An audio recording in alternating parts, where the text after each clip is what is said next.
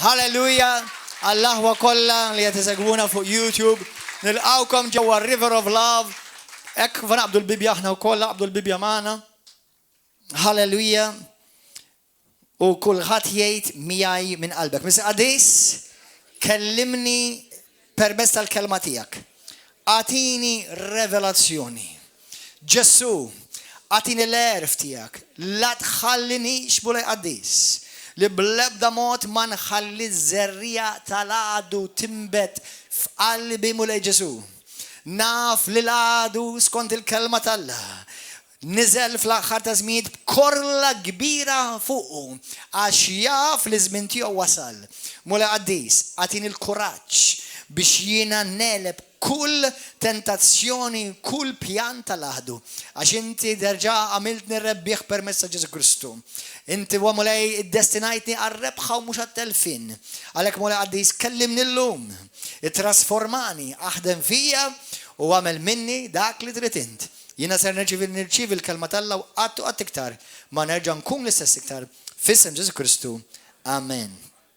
Mela, waqt li mmorru fl-ewwel Slaten kapitlu 17, l-ewwel Slaten kapitlu 17, ukoll ħammorru f'Mark kapitlu 6. Kemm hawn minnkom segwejtu l-messaġġ tal-weekend l-għadda? Kemm hawn minnkom rajtu ħanejdu hekk peress il-maġġoranza kontu hawnhekk. Kemm hawn minnkom ma rajtux il-messaġġ tal-weekend l-għadda? Għax ċertu punt ħajkompli mal-weekend li għadda. Nħeġġiġkom morru waraw il-messaġġ tal-weekend li għadda. Il-weekend li għadda tkellimt kif l-unur, il-ġieħ, huwa iċ-ċavetta għal mirakli. Illum daqsxejn simili ħanitkellem kif l-unur li inti tagħti ġieħ hija ċ-ċavetta biex dak li jidher impossibbli fil-ħajja tiegħek isir possibbli. Amen. X'jiġifieri? Il-ġimgħa l-oħra nitkellimt kif fejn Ġesu mar f'villaġġi, rajna Mark 6, rajna passaġġi oħra, fejn Ġesu għax ma ġiex onorat fejn ma kien hemmx fejn għanu mirakli seħħu. Issa llum ħanaraw xi ħaġa simili u kif ħatara, kif ħafna minna, kważi naħseb kollha kemm aħna għandna xi ħaġa li żgur jekk ma jkunx Alla qatt ma ħassieħ din il-ħaġa. Kemm minnkom tinsabu f'xi sitwazzjoni bħal di. Jew għandkom iż-żwieġ tagħkom totalment miet u trid il-qawmin tar-reżoluzzjoni biex dan iż-żwieġ jekk hemm xi marda li l-tobba qalulek inti diħaj kollok tabba biha tul ħajtek jekk Alla ma jinvadix mis-sema u jfejqek. Jekk is-sitwazzjoni finanzjarja li tant għandek dejn li jekk Alla ma jinvadilekx din is-sitwazzjoni ħaddum tkarkar bid-dejn, niftakar fid-dejn bħalissa. Niftakar kien hemm ħabib tiegħi, infatti ħabib tiegħi ħolkom jiġi il-fellowship, ħadu jiġi u l-mara tiegħu t-tfal tiegħu. Ma mhux qiegħed illum hawnhekk illum. Kien ġi fuqi kemm ilu? 6 snin ilu. Ja, mela, naħseb iktar 7 jew 8. U għalli pastor, għalli mux għat il-leħqu mad-dejn. Għalli għaxanna kellhom fuq xi madwar 50,000 euro dejn. Issa naf li għaw minn għandu ktar. Mux ħajla kolli dejk, jek għandek iktar minn hekk dejn. Pero jkollok 1,000 euro dejn, 3,000 euro dejn, 15,000 euro dejn, nifhimha u għaw min ikollu. Nirringrazzja l-mulej, kelli dejn tal-karozza, il-mulej għataħħu li kollu, glorja l-Ġesu. Imma, isimgħuni, u dal-brother li jiġi għalli vera id-din maksin, issa tnejlu ma kellhom ġo tajjeb. Għetlu, brother, obdi l-mulej u kontajtu xi ħsieb inċentiv. Għetlu, għax inti, ħanejlek, xi kultant jina u inti, ngħid jina dan għandi, imma tistaf li Alla għandu affarijiet oħra f'ħajtek li inti mhux qed tarhom. Mela ħantik eżempju. Biex ma ngħidilkomx x'kien xogħol għax qabli forsi iktar taqta' malajr minn huma daw il-kopja. Nagħmlu mod jiena sajjiet. U inti minn għalik li kif inti tista' teħles id-dejn li qed jieklok għax inti jkollok id-dejn u mhux tal-id-dejn tal-li jkollok il-kreda xejdu li maxxijiet. U ħafna snin li maxxijiet xi kultant jitilgħu tant jitilgħu tispiċċa nofs dak li qed tħallas huwa maxx. Tifhmu? Allura jiena pereżempju jiena sajjied, dal-raġel minnu kien pereżempju u l-mara tiegħu għandhom żewġ ġobbiet tajbin u huma sajjieda. U daw minn għal-jom f'moħħhom fin-natural qed jgħidu kif bis-sajt ħarna xxielin ħallas din id-dejn kollu. Din storja vera, Qedtlu ħajlek brother.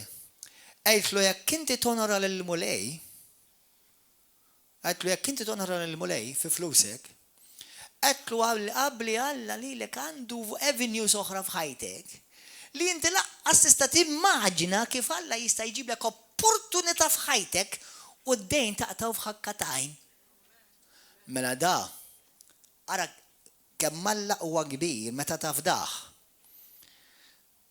Dan huwa sajjied, mhuwiex vera sajjied, qed intikom eżempju. Sajjied, l-unika sors ta' income tiegħu tal-mara tiegħu kien tas-sajd. Imma bis-sajd żgur ma kienx ħaħallas dak id-dejn, jekk mhux wara ħafna snin. Sewwa? Mela tiġi opportunità, jisma' mill-kelma li tajtu jien. Tiġi opportunità. Mhux bis-sajd. Fuq xi ħaġa li qatt ma kien għamel f'ħajtu u ma kellu xi esperjenza fiha. F'sena qatt għaddejn 40,000.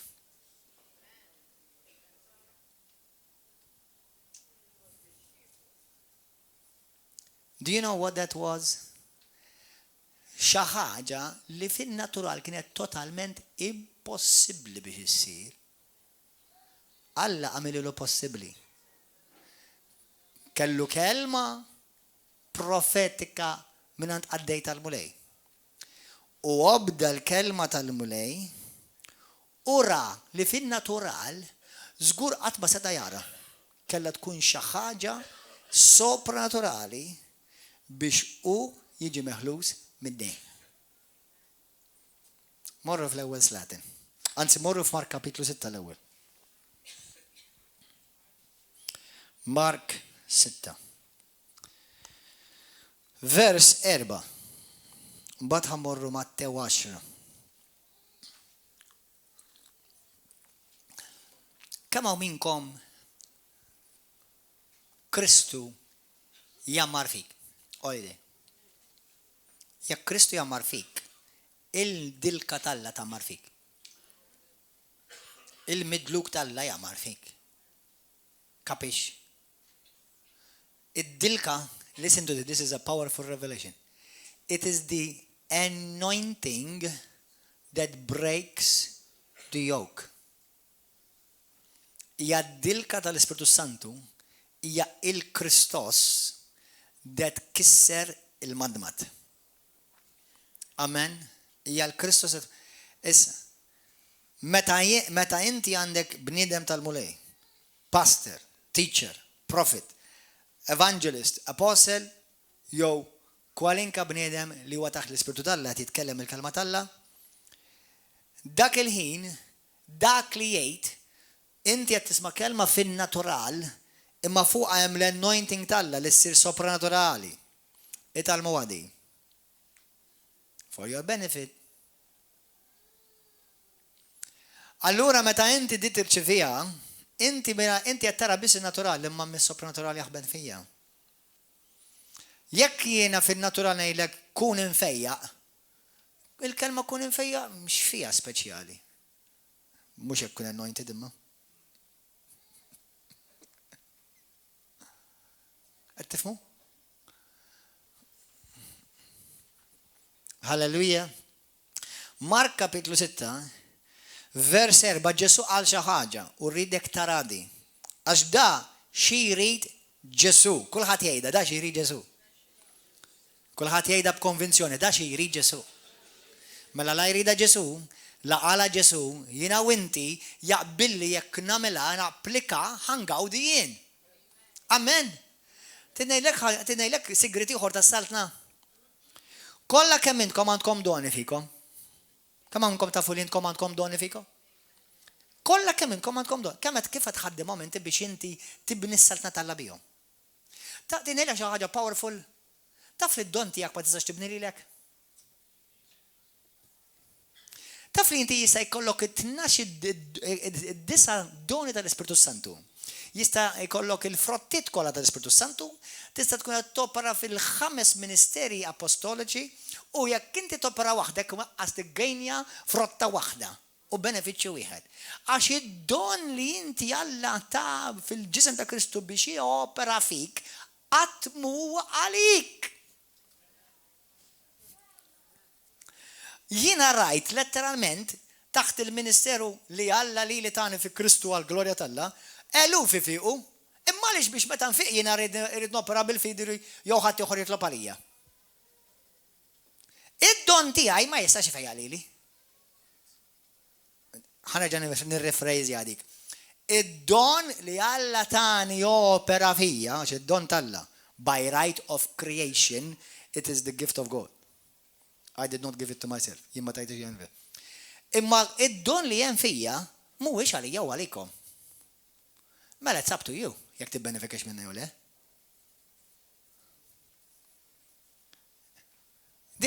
Di Benihin qal issa Benihin tafx li għandu issa joġbok ma joġbok, ġak affari dijak. Pero dar nafu li l-ministeru tiegħu misma dwar id-dinja kollha ra miljuni lejn Kristu ra ħafna mirakli u fejqan. Naf li hemm min huwa kontra tiegħu, però tħabbex rasek meta inti m'intix famuż ħadd ma ħajġi kontra tiegħek jew ftit li xejn. Il-mument li tibda ssir naqa' popolari jibdew jqumu l-irwiefen tal-infern kollha tiegħek, tħabbex rasek. Sakemm tkun batut kulħadd jitħassrek, sakemm imbagħad meta tibda tiddi kulħadd jibda jgħajrek. U jibdew jqumu l-irwiefen tal-ejra kontra tiegħek. Expect them, it's part of the package. Tatix kasom. Anyway, mela da Benihin kien jitkellem darba qal jiena Benihin jopera taħt dilka tal-Ispiritu Santu ta' fejqan speċifika il-fejqan. U jiena mort meetings tiegħu u d-dilka tal-Ispiritu Santu qed ngħidilkom it is one of the most powerful, most tangible, most glorious I've ever experienced in my life. I am telling you, it is tangible, the anointing. Imma dak jopera f'dak il-ministeru. Isimawni, mela għamel snin b'dar juġaw. U waqt li ruxmata oħra tifiqu u ma jfiqx.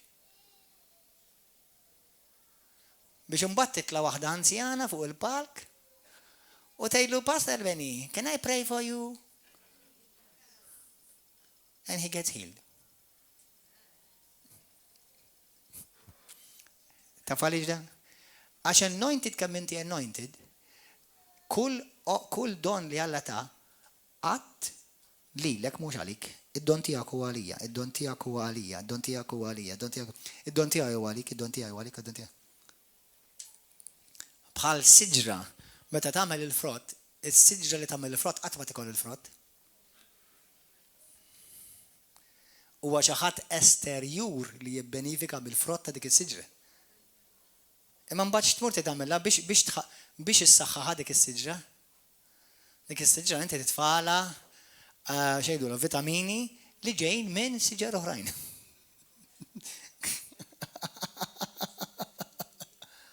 Xejdulhom daw il-vitamini li tfawlu. Il-fertilizers. Fertilizers x'inhuma? X'inhu l-fertilizer?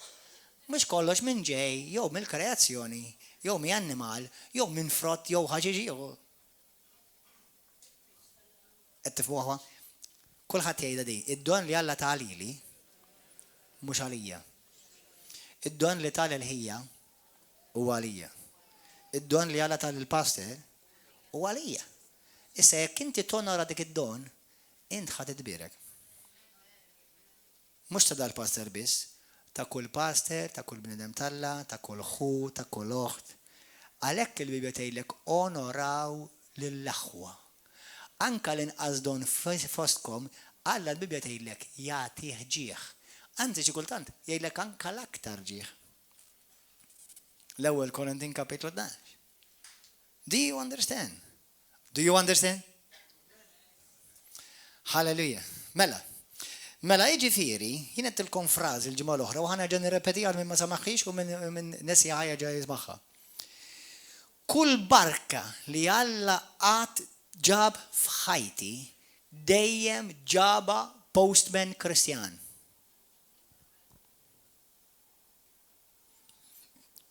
Kull benefiċċju barka li Alla għandu għalik dejjem iġiba postman Kristjan. Tidnejdilkom kif tinstema l-gburija ta' ħafna Kristjani? Jiena m'għandi bżonn il-ħadd, jiena u Alla biżejjed. Alla stess ma jaqbilx ma dik il-frażi. Meta int għandek Kristjani, għax hemm f'qalbhom ribellioni, odju, nuqqas ta' maħfra, offense, ejra, dil-ġimgħa tqajt mal-ejra interessanti. L-ejra, xem li għandek hija, once li inti tibda tisma' nies, jien m'għandix għalfejn iġi l-fellowship, m'għandix għalfejn iġi l-hemm, jiena qiegħed malla, jiena tajjeb Alla miegħi, u jiena Alla din tajjeb. Jiena Alla biżejjed kemm smajta di f'Malta. Le jiena ma mmurx knisja, tiġix tgħidli mmur il-premi tita, u le jiena nitkellem mal-mulej, naħsel il-platti u titkellem jew. Mela mhux tab xejn li inti marit, mimli weġġat, mimli uġġieħ, dejjem dbati, dejjem makus. Ġieli saqsejt għaliex inti hekk. Taf li dak li għandek bżonn int minn għandi tridu. Taf li dak li għandek bżonn int hemm xi ħadd fil-fellowship li Alla taħ ġabru l-postman biex jagħtihulek u inti timisa mħabba l-kburija tiegħek. Allura ħanilkom hekk jiena. Tgħidunix ħażin, imma l-verità. You actually need me. No, it's true. Oh, I only need God. Yes, and God sent you me. God sent us each other. That's why we are called the body of Christ.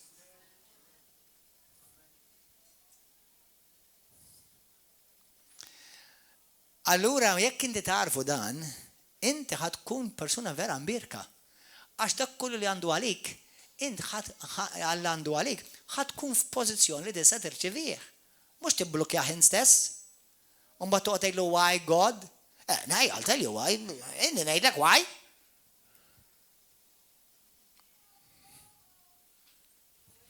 Qed tifhmu? Halleluja. Mela, vers 4. Jerġa' jgħiduha warajja, din Ġesu qala. Ebda profeta ma hu bla ġieħ. Kulħadd jgħidha dik. Ebda profeta ma hu bla ġieħ. Jiġifieri kull profeta, kull messaġġier tal-Alla jiġi mibgħut minn Alla biex jiġi onorat. Issa, ħalli nneħħu iż-żerrija tad-demonju li forsi xi drabi jipprova jiżra f'moħħkom. Pasa inti daqqa tippritkannek jiġifieri biex noqogħdu nonoraw lilek? Le tonoranix, id-diżonorani tħabbix rasek. Le, ma jfettilekx tonora lili, tax, ma tamel xi sagrileċ. Le, lili d-diżonorani, tinkweta tħabbix rasek. Kull profeta tal-Alla, kull messaġġier tal-Alla, Alla jridu jiġi onorat. Issa jekk għandux titlu ta' pastor, jew xi titlu ieħor, imma l-fatt li huwa parti mill-ġisem ta' Kristu, jekk inti kapaċi tonora dak il-membru, inti tirċievi barka u premju minn Alla. Amen? Halleluja. Praise God. Mela Ġesu jrid li kull bniedem fil-ġisem ta' Kristu, minħabba number 1 li huwa krejat.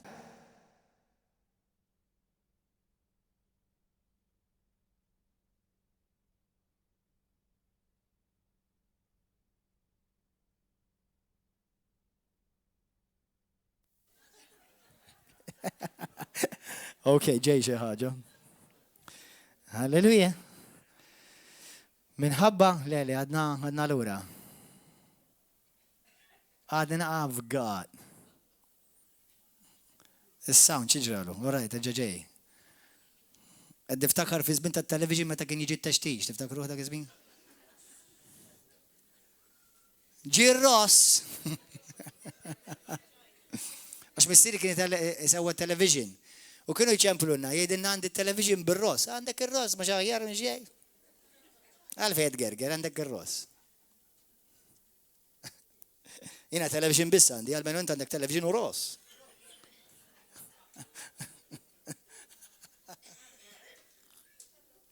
Hallelujah, amen. Mela, kull membru li huwa f'parti fil-ġisem ta' Kristu huwa prezzjuż għal Kristu. U meta tonora dak il-membru, meta tonora lil bniedem talba, tidbirek jien dalbi. Jekk ma tix temnu dan, tħabbir rasek xejn. Imma xi ħadd irid jipritkaħ. U l-mulej poġġi f'qalbi li dan il-messaġġ Alla jridu fil-ġisem ta' Kristu. Amen. Mela x'qal il-mulej? Ebda profeta ma hu blaġija, ebda profeta ma hu mingħajr unur. Jekk taqraw il-komplement tal-messaġġ, tmorru tkunu tafu għaliex. Morru fi ktib ta' Mattew 10. Mattew 10.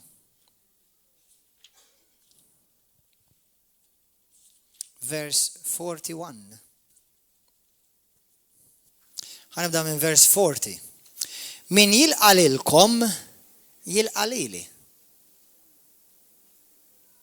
Kemm minnkom issa għandkom unur? Kemm minnkom Alla jonora kolli dik? Aman, ejja, għed biss għanna Alla jonoram tlieta. Kolla kemm minnkom titu donna għedikom, Alla lilek jonora. Mela min jilqalilek, qed jilqalil mulej. Min jonora lilek, jonora lil-mulej. U min jilqalili kun jilqalil dak li batni. Issa, ma nifqux hemm, min jilqa profeta għaxu profeta, smajta di?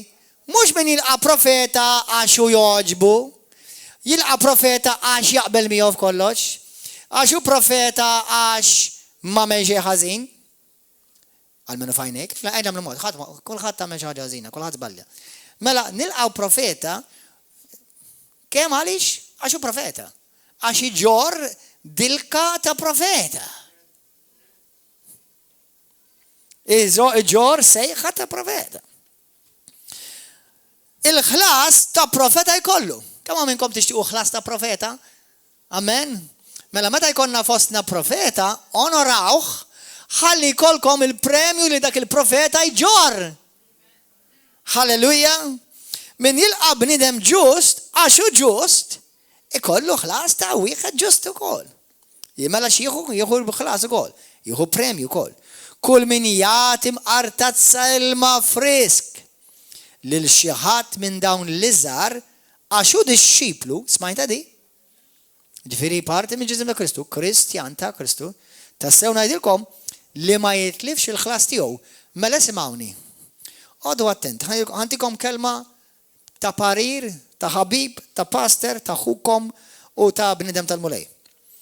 If you do not want to jam your lifeline with God, one, do not ever be found criticizing people of God. Never. Alla ma għallekx aqbel ma kull profeta li għaddi. Alla ma għallekx aqbel f'kollox ma kull pastor li tisma. Taf xejlek, onora l-profeta, onora l-pastor, onora l-ħuk, onora l-membri fil-ġism. Onorom, għax jek tamel emmen premju. Onorom. Kama minnkom tidu l-premijiet kolla li għandu għalikom, tidu għom kolla. Mela tiblokkjaħomx. Hija unek il-bira, beda li għaw ħafna nis għax jattakaw pastor partikolari. Titnejt il-qara, semmi li pastor lil-min trit unsiblek in-nis kolla li takkaw. Ta' fil-min ma jattakkawx? Lil ma jafux bija.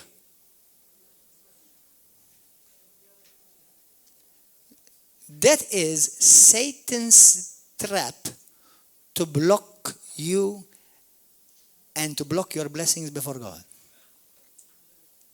Don't ever be found that way. Never be found as the accuser of the brethren. Qabel tqattu sajd l-akkużatur tal-aħwa. Jekk ma tix tisma' tibżax bħal m'hemm il-premijiet hemm ukoll il-ġudizzji. Mela ħalli l-barkit tal-Alla jiflowjaw f'ħajtek. Onora lil min Alla bagħatlek. U inti tirċevu il-premju skont id-dilka ta' dik il-persuna li Alla bagħatlek u tirċevi il-premju u l-barka minn Alla. Amen? Morru issa fl-ewwel Slatin, kapitlu 17. Halleluja. L-ewwel Slatin 17 minn vers 8. Ejdlu mola jkellimni. Minn vers 8, naqraw fl-imkien. Il-mulej kellem l-Elija u qallu, umur f'Sarafeta ta' Sidon, u għotem jiena kmandajt li l-wahda armla minn hemm biex titmek. Urħila lejn Sarafeta. Kif wasal ħdejn bib il-belt, kien hemm waħda armla tiġbor il-ħatab, Elija sejħilha u qalilha, jekk jogħġbok, ġib li f'biqja bella ilma x'nixrob. Iju sejra Elija raġa sejħilha u qalilha, ġib li wkoll jekk jogħġbok kisra ħobs fidejk. Hija weġbet daqs kemm ħaj il-mulej, Alla tiegħek m'għandi xejn maħbus. Abdat ġarra u ftit żejt fil-kus kull ma baqali. Ara qiegħed niġbor biċtejn ħatab, issa nħejji xi ħaġa għalija u għallibni u mbagħad nikola u mmutu. Elija weġiba la tibżax. Muru għamel kifetli. Imma qabel għamel ftira, kulħadd jgħid qabel. Għamel ftira żgħira lija. U ġibili imbagħad għamel għalik u għal ibnek. Għax din il-kelma tal-mulej Alla t'Iżrael. Il-ġarra ta' tqiq ma tintemqat u l-kus ta' żejt ma jitbattalx sa dakinhar il-mulej jibgħat ix-xita fil-pajjiż. Halleluja. Ġejja x-xita f'Malta? Ġejja x-xita tal-mulej madwar id-dinja. Jista' jkun li forsi għada tkun dik il-ġurnata li tiġi dik ix-xita. Għal dawk li ġejjin jipproklamaw il-kobor u l-sbuħija, the wonders of God. Ftakar il-mulej rida x-xita u jiena u inti meta nfaħru lil-mulej taf you doing, we're poking heavens so that the rain will pour. Amen? Mela.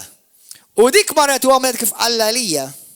Dam u jiklu għal żmien u darba kollha u dara kollha u l-ġarra ta' tqiq ma ntemmitx il-kus ta' żejt ma tbattalx kif kien qal il-mulej permezz ta' Elija.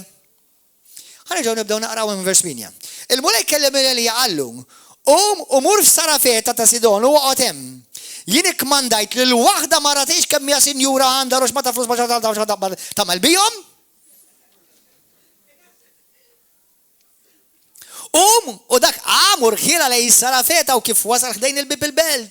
Kien hemm waħda mara miż-żewġa kuntenta ma' żewġa mimlija tfal, mimlija flus u liru, karozzi u minn kollox u aeroplani. U dak u jgħid, this is good tifforja ta' tini xi ħaġa naħseb. U għalija sejħilha u qalilha, jekk jogħġbok ġib li biqja bela ilma u nixrob, da min jaħseb li ju. Iju sejra Elija reġa' sejħilha u qalilha, ġib li wkoll jekk jogħġbok ħobża f'idejk. Inti ma tafx qum ġibint jekk jitrid. Alla takbar saqaj bol ġibint. Għax jiena biżi ma' tfal. Imnalla kienet ludija di ma kienx Maltija. Hija wieġbet daqs kemm ħaj il-mulej Alla tiegħek.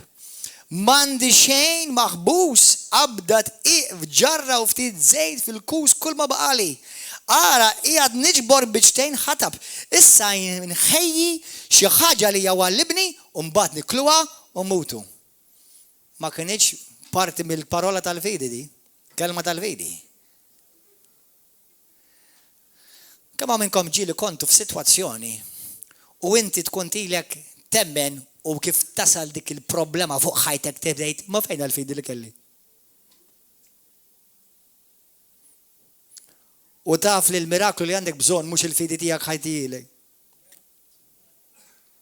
Għax tider totalment impossibli biex jisseħ.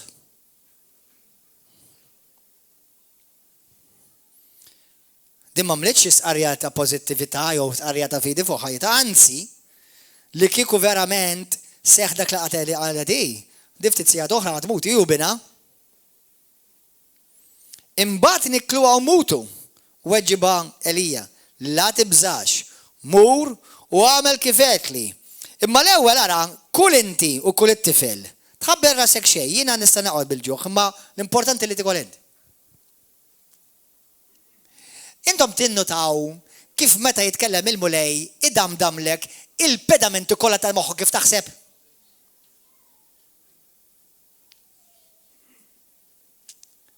Immaġina kieku jiena niġi għandek u inti għandek il-friġ vojta. Baqalek loqma ħobs għalik u għallu li dak un għajlek kamandi ġuħ istra, mandek xie bieċa toast u inti ġu għalbek tgħid l-aħħar bieċa baqali ta' tfal. Passer hija, skużani għax ma baqali xejn ta'.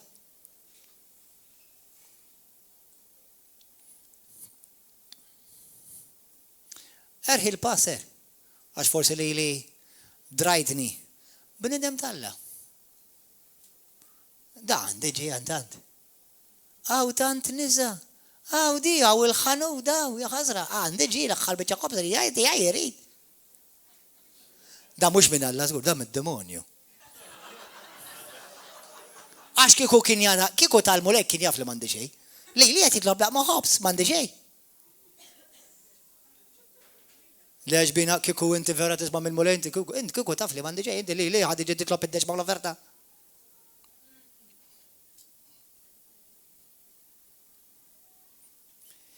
Okay, God bless you.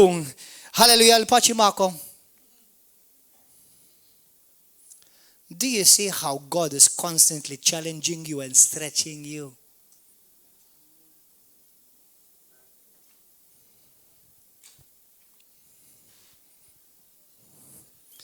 Ara, l-ewwel nħallas id-dejn kollu. Mbagħad tibżax nibda nġiblu u nonoraħ il-mulej bl-offerta u d-deġma.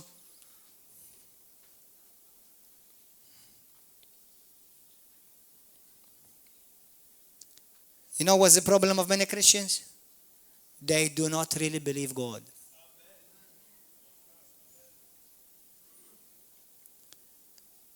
You either do believe what God said always, or you actually never do.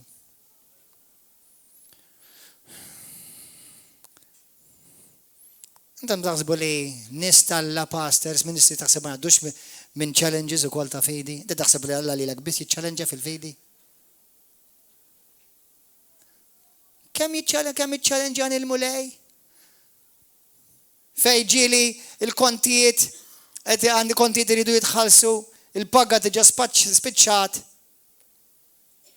U nispiċċaj kollok tamel dejn. Taħseb li biss għandek il-kontijiet jitħallas. Anke kun miljonarju kollu kollok il-kontijiet jitħallas. It's by measure. According to your, skont fejn inti taħx, jiddependi, u probably jekk inti għandek il-miljoni, għandek il-kontijiet tal-miljoni ukoll.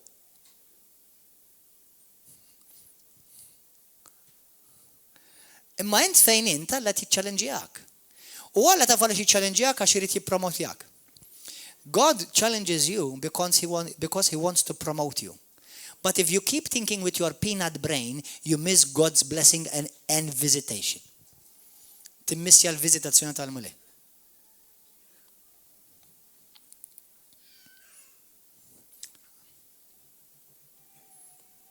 Kif konna naħsbu kieku aħna? Ngħidu hija skużani ta' id-dispeċini, ma mhux ħantijilek ta' għax jiena l-ewwel jiena d-dar tiegħi l-ewwel. L-ewwel jien mela. Wara kollox il-mulej tafx għalinna jekk aħna l-ewwel du nieħdu ħsieb id-dar. U vera, okej. Imma jekk ikollok kelma minn il-mulej inti. Ħatob żaqqa u timmissja l-miraklu tiegħek. La tibżax mur u għamel kif għatli. Imma qabel ma inti titma' lilek nifsek u l-libnek, l-ewwel ġib ftira żgħira għalija. U tinsix il-profeta kien jgħix bil-fidi. U ġibli u ġibili. Imbagħad għamel għalik, u mbagħad għamel għal ibnek. Kemm hu selfish dan? Da min jaħseb li hu. Kieku vera kien bniedem Alla kien ikun jaf li l-ewwel il-mara miskina mbagħad it-tifel tagħha u mbagħad jekk jibqgħu. Kemm naħsbu differenti u aħna? Kemm jaħseb differenti l-mulej hux?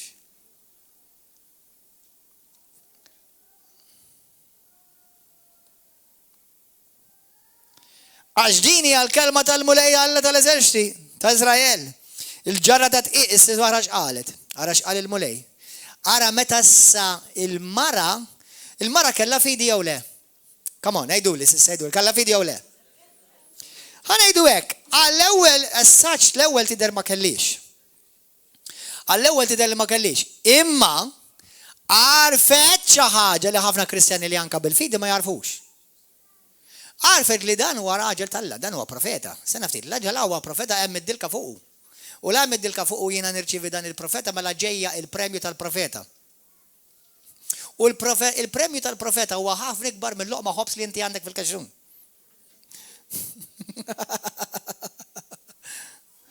Qed tifhmu?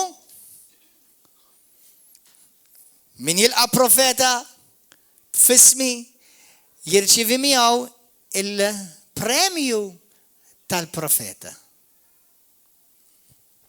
Halleluja. U għara x'kienet issa l-profezija. Li kieku di ma obditux li profeta tal-Alla. Kieku dan kien iseħħ li ġej. Il-ġarra ta' tqiq ma tintemqat. U l-kus ta' żejt ma jitbaddalx. Sa dakinhar il-mulej jibgħat ix-xita fil-pajjiż. U għaliex sa dakinhar? Għax wan se tiġi x-xita ħadd ma jkollu bżonn imur jissellaf bla loqma biċċa ħobs. Għax kulħadd ħajkollu bl-abbondanza.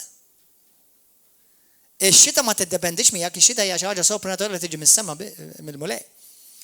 Imma bħalma qedtilkom dik l-istorja li vera tiġi ġriat u hija parti minn din il-Knisja, meta dak il-brother ġiet jgħid li għalli passer jiena għandna tant għandna dejn, kienet dejn ta' madwar 50,000 u familja koppja li għandhom it-tnejn huma li għandhom job tajjeb biex intom tkunu tafu li ma tani xejn ta' ġifieri. Imma x'għamel onora l-kelma li tajtu jiena, qedlu onora lil mulej fil-finanzi tiegħek, qedlu inti jkollok miraklu għax inti qed tħares lek. Minn għalik li Alla ħajġiblek dak li għandek bżonn. U wara tgħidlek, brother, my dear son, jiena ħafna kbar miegħek hemm options oħra. U l-option l-oħra ġabilek il-postman. U jekk inti tirċivija din, inti d-dejn tiegħek qabli jisseħħ u jinqata' f'ħafna iktar ħin qasir milli qed taħseb. Tiġi opportunità business fil-linja ta' xogħol li huma kien jaf assolutament xejn fiha.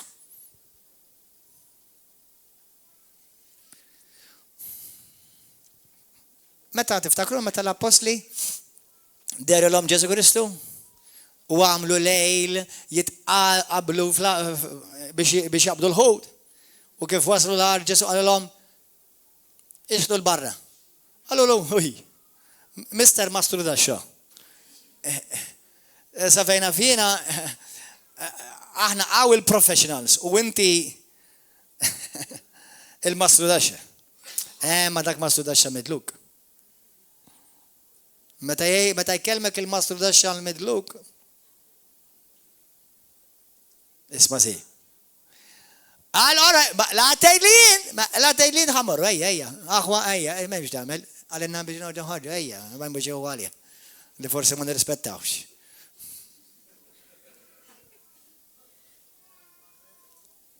U tant qabdu ħut fuq xiex għax onoraw il-kelma tal-mulej. Dik kif spiċċat dil-mara issa min f'ira ħadd tmut l-għada qed tgħid li issa tispiċċa prosperità abbondanza tfur fil-ħajja tagħha għax onorat il-kelma tal-mulej min qaddej tal-mulej. Ara, il-kelma il-qaddej tal-mulej dejjem ħajkun fl-equation, żgur. Jista' jkun pastor, jista' jkun teacher, jista' jkun missjonarju, jista' jkun evangelist, jista' jkun profeta. Trid ngħidilkom xi ħaġa ħwa. Nazzar da ngħidilkom ġrat li di. Li xi kultant Alla biex jittestjalek lilek qalbek, mhux talli jġiblek opportunità ta' barka u miraklu minn profeta li inti qed tonora, imma minn xi ħadd li inti meta naħtek kemm iddejjaqni meta nisimgħu. Bis-serjetà ngħidilkom. Diġrat li personali. Meta l-mulej ġieli streċjani u fi spiritu tiegħi ngħidli kompli simgħu. Imma dak mhux it-tip tiegħi, jiena mhux dak it-tip tiegħi, kompli simgħu. Għax hemm ċavetta għalik. U jiena nkun komplejt nisimgħu u bdejtek il-vuċi fl-ispiritu tiegħi u jkolli miraklu. L-istajt bl-ignoranza tiegħi stess stajt immisjajt. Mela ħanidkom kif ġrat bil-kontra. Mela passer, jiena kont wieħed vera ma niżlekx, kull meta narak fuq televizjon kont naqliblek ma lejja. Imma darba ġas ma kien hemm xejn fuq televizjon u qed ħanara dal-blaħ biset jidher bħalissa. Qalu ma narakx u tolqot li qalbi u tex kemm nibda nikpim fiq. Why? Do you understand that God is constantly stripping you of you? Aħna jtolbu mhux dak li tridin. Tiġi saldatek u jkun dak li tridin, basta sakemm toġob lili.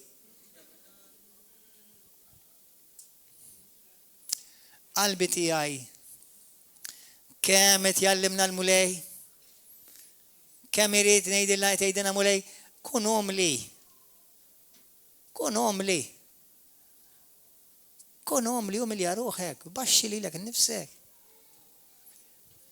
Ta'milx ħażin. Aħfer. Tkompli sejjer bija. Birek. Anzi, mhux birek il-min tant tħobb, il-birek il-min idejqek u jirritak. Mhux qed ngħidlek jiena neċess. Hemm aħwa fil-ġisem ta' Kristu jirritawk.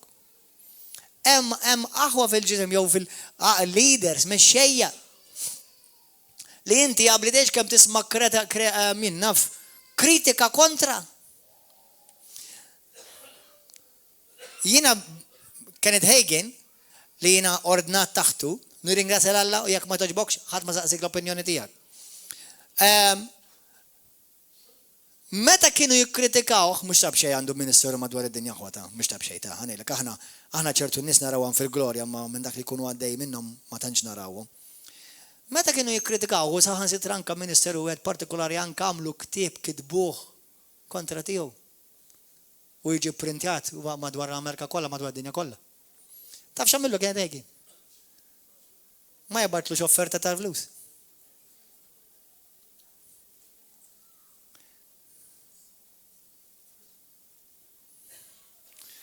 Ma nafx hekk ħan irċivi ma offerta ta' flus illejla.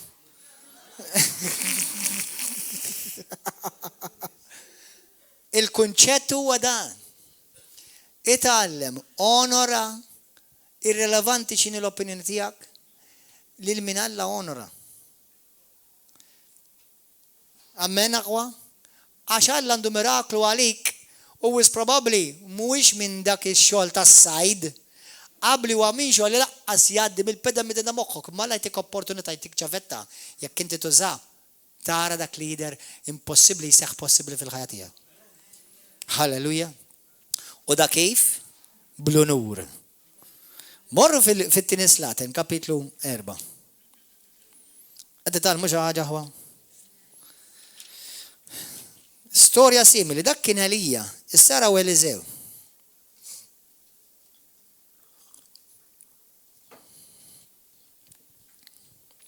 Vers 1, kapitlu 4. Waħda mara minn nisa tal-profeta sejħet lill-Eliżew u qaltlu: il-qaddej tiegħek żewġi miet u inti taf li l-qaddej tiegħek kien jibża mill-mulej.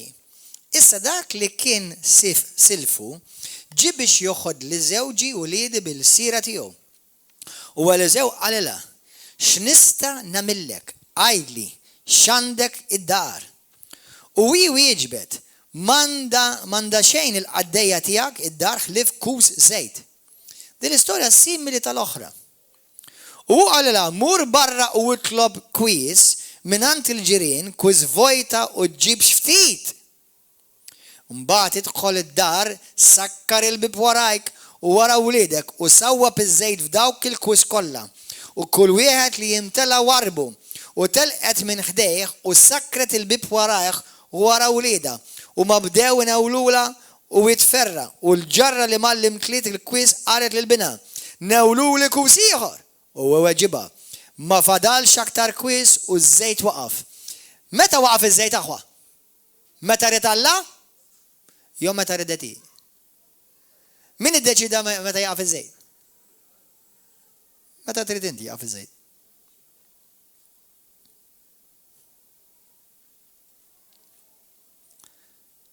U telqet minn dejja u sakret il-bib wara oħra. U ġara li mallim tliet il-kwis, tliet il-kwis qalet lil-bina newwilli kus ieħor. U weġa ma fadalx aktar kwis. U ż-żejt waqaf. Mbagħad marret tarraf lill-bniedem Alla u qalilha. Mur bih iż-żejt u ħallas dejnek u intu wliedek tgħixu mill-bqija.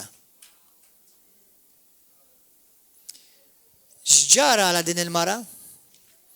Dik kellha sitwazzjoni fejn hi kienet ħajaħdula lill-ulieda, ħajaħdula kull ma għandha għax ir-raġel tagħha miet u ħalliha bid-dejn aħwa. Stejjel li jiġru daw. Ejd li min kien ħajopprovdila l-flus di? Fin-natural. Ej nagħmlu mod forsi tagħmel bħal ħafna ommijiet li mhux qed ngħidlek neċessarjament ħażin, imma tant tagħmel sagrifiċċji biex forsi tmur taħdem xi xogħol biex imbagħad ikollha tħalli l-ulieda waħedhom id-dar. Jekk forsi mhux waħedhom id-dar, trabbihom la xi waħda barranija. Eżiż aħwa, there's always a better way with God.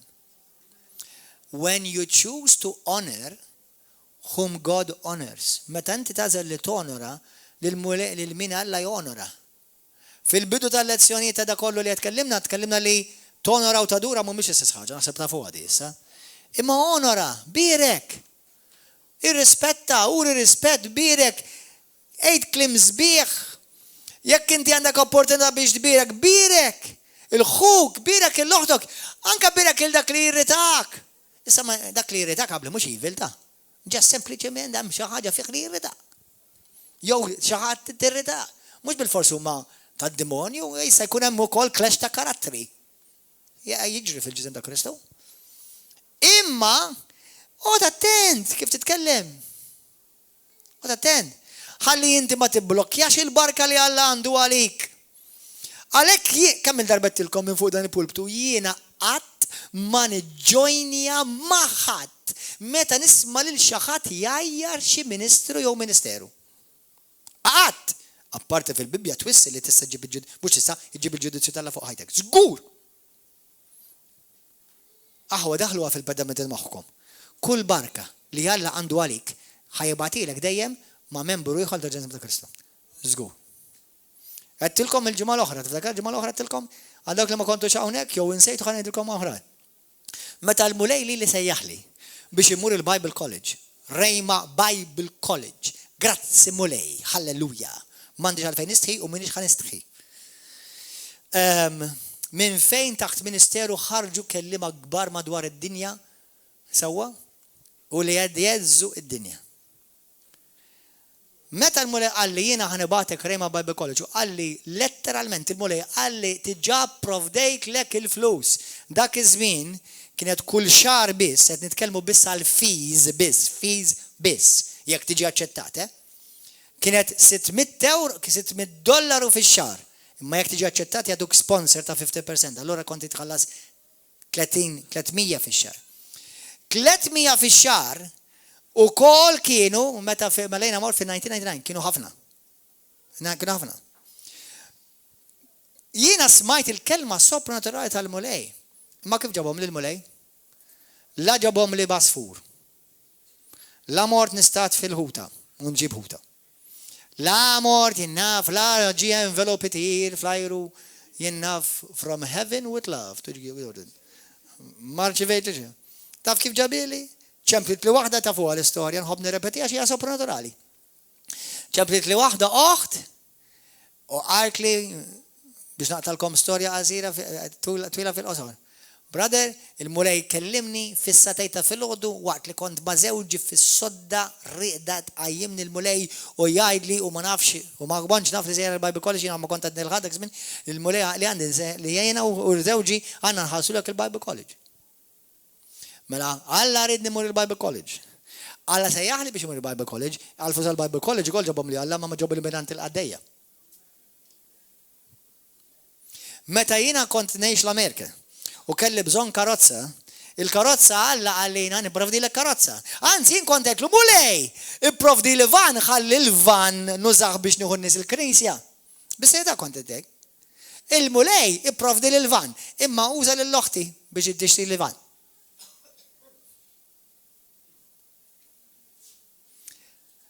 Inti għandek bżon fejqan, li d-dobba għallu l-ek memx fejqan għal dik il-marda.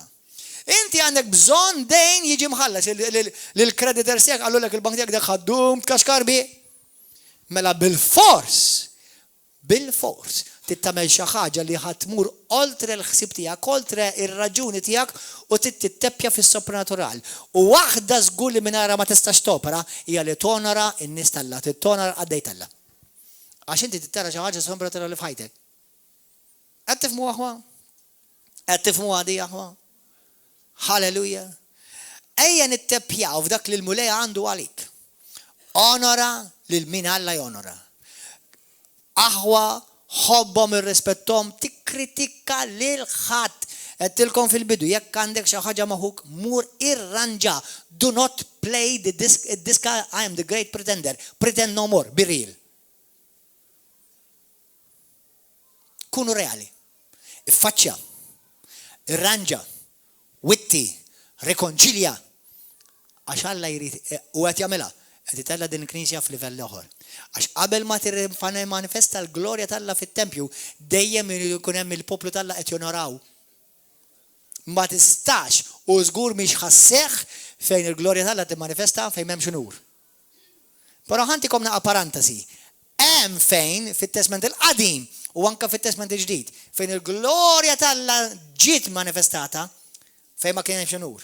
Ma tafx kienu konsekwenzi?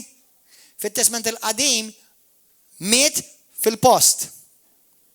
Fit-Testament il-ġdid Atti kapitlu 5 mietu fil-post.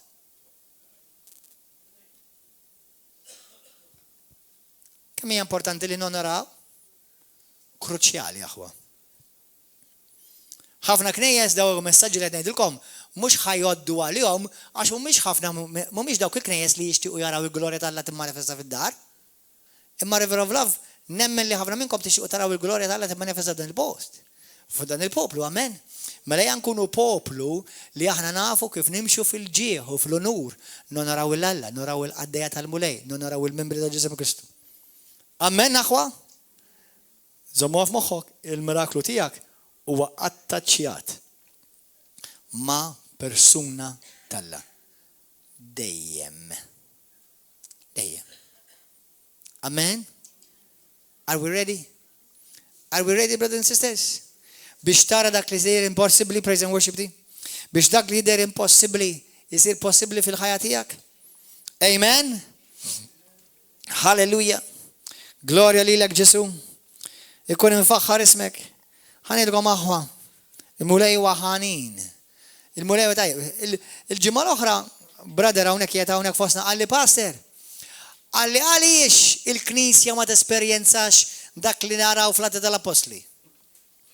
Ħanejlek x'naħseb jien u x'ġieli smajt nistalla jgħidu x'jaħsbu ma u jien naqbel. 1. Fil-Knisja bikrija tal-bidu kien hemm nies jimxu fil-biża' Alla fl-onur. Fl-onur. Jgħixu fil-biża' tal-mulej. Għandek knejjes madwar Malta u għawdex madwar id-dinja kollha. As qattra ta' biża' Alla m'għandhom? As qattra ta' kif jonoraw l-Alla? Bikliemhom, bil-bieshom, bl-attitudni tagħhom. U tidnejlek li l-glorja Alla b'mod globali għadha ma timmanifestax kif kienet fl-Atti tal-Apostli kapitlu 3 u 4 u 5. Ngħidlek għaliex? Għax Alla jispiċċa minn knisja kieku.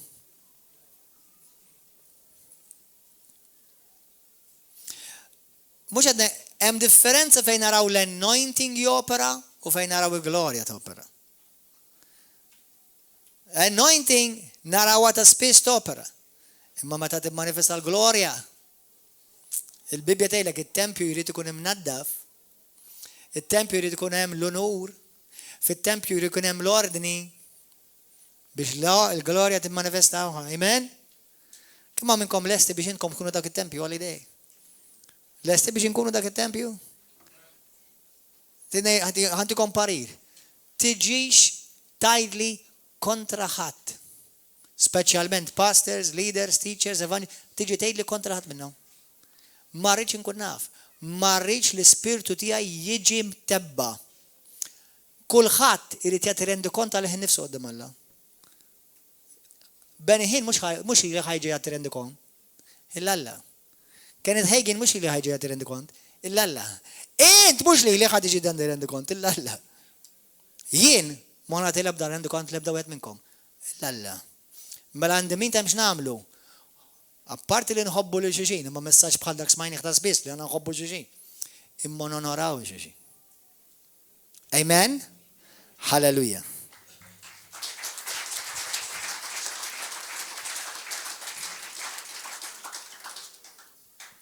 Ejja nitolbu aħwa.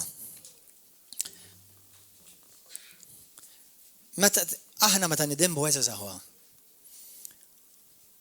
Jew nidimbu kontra Alla dred biss. Però ħafna drabi fil-maġġoranza ma nidimbux kontra Alla biss. Ħafna drabi nidimbu kontra ħuna, kontra oħtna membru fil-ġinda Kristu u kontra Alla, għax jekk inti tweġġa' lil ħuk, qed tweġġa' lil Alla. Hemm drabi fejn qed tweġġa' lil Alla u l-ħija mhux involut, jien naf bħalma ġieli semmejtlek, jien naf niżroq fix-xawer u nedaj Balla. Peress li ħadd minnkom ma jkun fix-xawer miegħi, praise the Lord, sewwa ħadd minnkom ma skandalizza ruħu.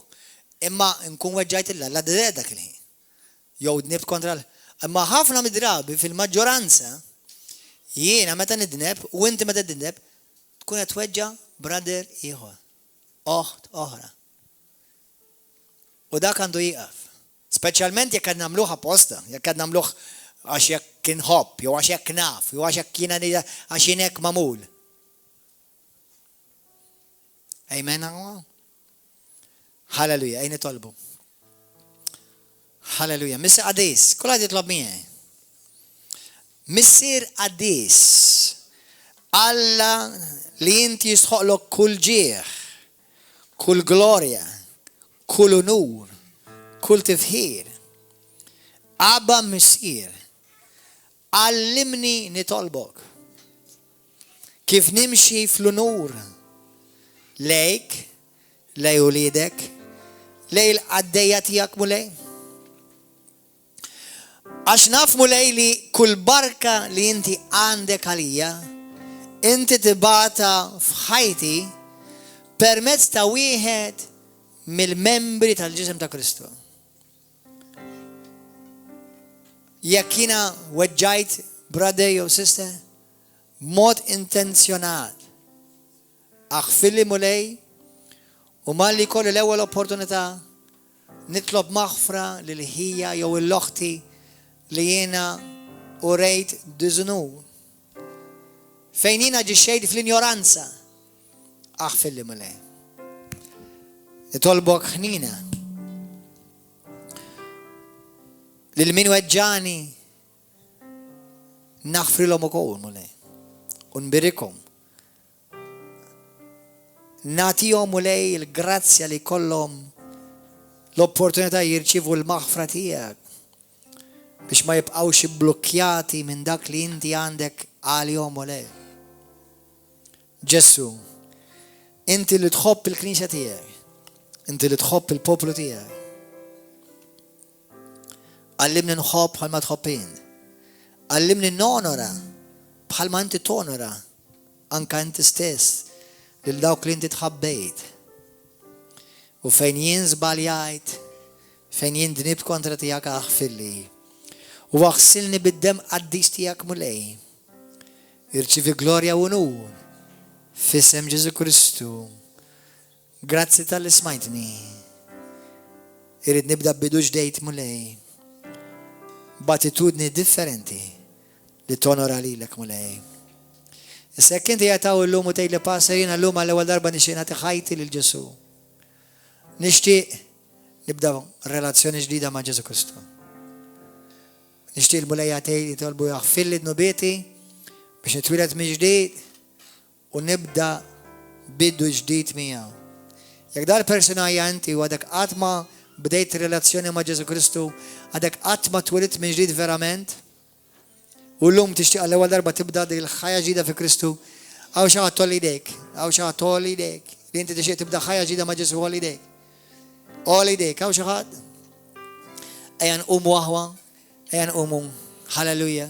Jekk hawn minnu ġdid hawnhekk, jekk inti ġdid illum għall-ewwel darba u tixtieq nitħolbu miegħek, halleluja.